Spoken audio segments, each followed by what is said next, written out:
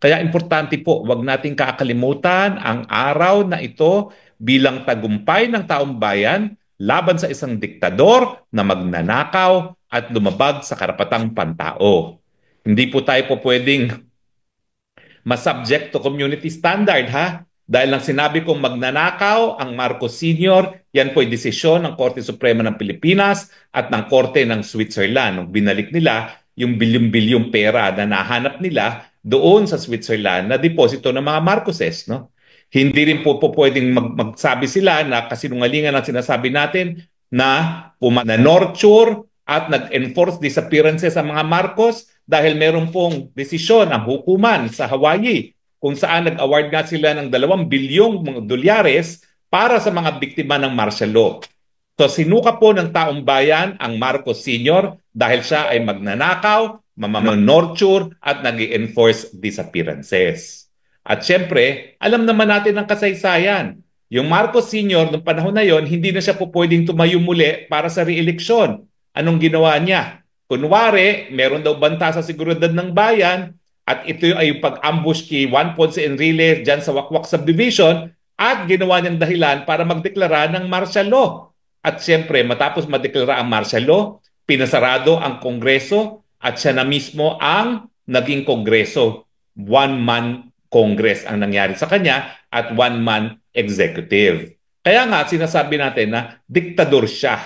Kasi nga, kung anong sabihin ng presidente dahil siya ay ehekutibo at siya rin ang talagagawa ng batas, yan ay masusunod. Alam din natin ang ating karanasan pag nagkaroon ng diktadorya. Unang-una, ang diktadorya payayamanin ng sarili at ang kanyang pamilya. Yan po ang legacy ng Marcos Sr. Nagpayaman sa posisyon, pinayaman ng mga cronies. At marami sa mga cronies ngayon, narariyan pa rin. Sila pa rin ang mga tycoon. Huwag niyo pong kakalimutan ang kayamanan nila galing po sa nakaw. Pangalawa, huwag natin kakalimutan ha, talaga pong pinagpiestahan ng kahirapan ng ating mga kababayan, lalong-lalo na yung mga magsasaka ng buko. Naku po, yung ginawa nila na coconut levy na siningil nila sa mga pobreng mga magsasaka ng buko, yan po ay ginamit nila para sa mga korporasyon na ginawa nilang mga pribado at hindi naman nakinabang po ang mga magsasaka. Hanggang ngayon po, yung pondo na yan ay hindi pa po pinapakinabangan ng mga magsasaka bagamat meron na pong batas na nagsasabi na dapat pakinabangan na yan ng mga magsasaka ng niyog. Pangatlo po, talagang sinusupil po ang kalayaan ng malayang pananalita at kalayaan ng pamamahayag. Dahil kapag ikaw ay diktadurya, siyempre galit sa iyo taong bayan dahil ang gusto ng taong bayan ay demokrasya. Kaya anong ginawa niya? Pinasarado lahat ng mga kalabang mga periodiko at telebisyon. No? Pinasarado ABS-CBN, pinasaradong GMA at ang natira lang ay yung government station na PTV4 na walang ginawa kundi magpatugtog ng may bagong bukas, yung bagong, ewan ko ba kung anong tawag doon, bagong lipunan anthem. No? At yan po ay mukhang nangyayari muli, gaya na nangyari sa pagpapasara sa SMNI at yung mga pananakot at bantang pagpapakulong sa mga vloggers. Ano pa ang leksyon natin sa diktadurya? Kapag may diktadurya na nagpapasasa lang sa posisyon, ang bayan nakakalimutan. Kaya doon sa panahon ni Marcos, tayo po'y naghirap dahil sila lang po ang nakinabang. At kaya nga po ang buong daigdig ay talaga naman pong kinasuklaman ang diktaduryang yan dahil nga yung nakita nilang koleksyon ni Imelda Marcos na sandamukal na mga sapatos na mga mamahalin, yan po'y patunay na kapag ikaw ay nagkaroon ng diktadurya, payayamanin mo lang iyong sarili at kakalimutan mo na ang bayan. So yan po mga ating leksyon na hindi dapat konsintihin ang diktadurya, hindi dapat pumapayag na yunuyurakan ang demokrasya. Marami nagsasabi na hindi pa tayo natututo ng ating leksyon. Well, sa akin po, natuto naman po tayo dahil hindi na talaga tayo pumayag na manatili pa ang diktador matapos ang 20 taon. Siguro po, ang ating dapat na leksyon na huwag makakalimutan, kapag tayo ay walang imik at pumayag na magkaroon ng isang diktador na yumuyurak sa ating karapatang pantao at yumuyurak sa demokrasya, magtatagal talaga sila ng 20 taon. At yan po ang ninanais ng Marcos Jr. muli, Ngayong sila'y nasa pwesto na uli sa pamamagitan ng pambubudol, binudol si Inday Sara, binudol ako, binudol ang mga Pilipino sa buong akala natin na dahil hindi naman kasalanan ng anak ang kasalanan ng ama, akala natin, babaguhin ng imahe ng Marcos dictatorship. Nagkamali po tayo dahil inuulit ang kasaysayan. Unang-una, ang panunupil sa karapatang pantao, sa karapatang ng malayang pananalita, SMNI at mga vloggers. Ano pa ba ang kinakailangan ninyo? Pangalawa, merong ang kongreso pero sunod-sunuran naman sa kanyang pinsang buo. Saan ka nakakita dyan? Wala talaga pagkakaiba, no? Dahil mukhang ang Marcos, Romualdez at Araneta nadagdagan lang ng isa pang kampo, isang pamilya pa ang namumuno, no? At saka siyempre, ayan, ang mga kaibigan nila, ang lantarang nakikinabang, smuggling at mga manupulya. Lalong-lalo na sa pag-angkat ng mga kinakain natin dahil ang Pilipinas sa ilalim nila, wala nang ginawa kundi mag-import na mag-import. Huwag niyo po kakalimutan yan, ha? Kasalanan din yan ni Marcos Jr. 2 taon siyang nagpilit na siya magiging kalihim ng Department of Agriculture. Anong nangyari? Wala na ata tayong sapat na pinoproduce para sa ating pagkain. Lahat binibili na natin sa ating mga karatig bansa. At hindi lang po yan, no? Hindi na nga sapat ang ating production, lantaran pa ang smuggling, dahilan para lalo pang naghihirap muli ang ating mga kababayan. Pero babalik po ako sa leksyon, ha? Ang leksyon, kapag nanahimik, kapag nagbulag-bulagan, kapag nagbigibingihan, tatagal ang diktadurya.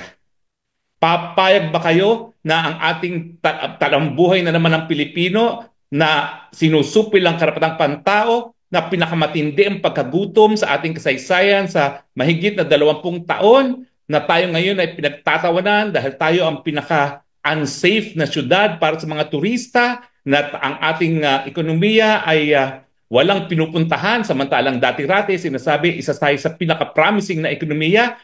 Papayag pa ba kayo ng 20 taon na gaya nito muli? Pero ang Marcos record po, genetic na po yan. Pag hindi po tayo nanindigan at sabihin tama na, sobra na, hindi po sila aalis. At yan ang ating leksyon na dapat isa-isip at isa-puso. Nang bumalik ang diktadurya, ang kanilang layunin ay para manatili na naman sa pwesto, para pakinabangan na naman nila ang gobyerno at patakbuhin ng gobyerno na parang kanilang pribadong pag-aari. Ang tanong, matapos na pinakita natin na ang taong bayan ay po pwede magsabing tama na o sobra na, papayag pa ba kayo ng 20 taon muli na ganitong liderato? Sana po hindi.